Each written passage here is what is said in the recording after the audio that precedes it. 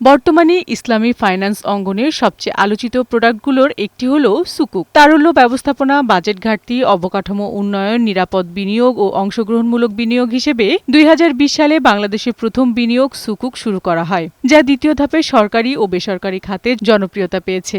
আরও কিভাবে জনপ্রিয় করা যায় তা করণীয় নিয়ে সকালে রাজধানীর নিকুঞ্জ ডিএসই টাওয়ারে আয়োজিত সেমিনারে দেশের শেয়ার বাজারে শরিয়া ভিত্তিক ইসলামী বন্ড ও সুকুক মার্কেটের বিনিয়োগ নিয়ে আলোচনা করা হয়।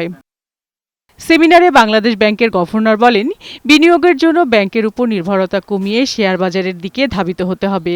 আর প্রধান উপদেষ্টার বিশেষ সহকারী বলেন, নিয়ন্ত্রণের মনোভাব থেকে বেরিয়ে উন্নয়নের মনোভাবের দিকে যেতে হবে।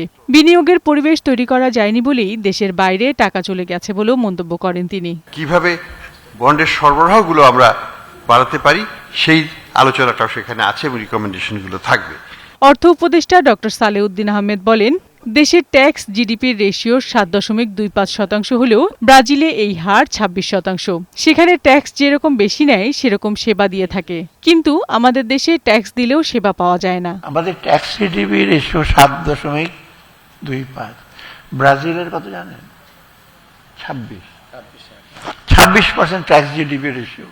আমি তো বললাম ২৬%। কেন ২৬% দেয়? Because business people, private people are convinced the tax they pay, they get services out of it. দেশের বৃহৎ কোম্পানিগুলোকে ব্যাংক ঋণের পরিবর্তে বন্ড ও সিকিউরিটিজ ইস্যুর মাধ্যমে অর্থায়নের প্রতি আগ্রহী করে তুলতে হবে। একই সঙ্গে দেশের একটি প্রাণবন্ত বন্ড মার্কেট প্রতিষ্ঠা ও বন্ড মার্কেটের তারল্য বৃদ্ধিতে গুরুত্ব দেওয়ার তাগিদ দেন বক্তারা। বিউটি সমাদ্দার, বৈশাখী সংবাদ, ঢাকা।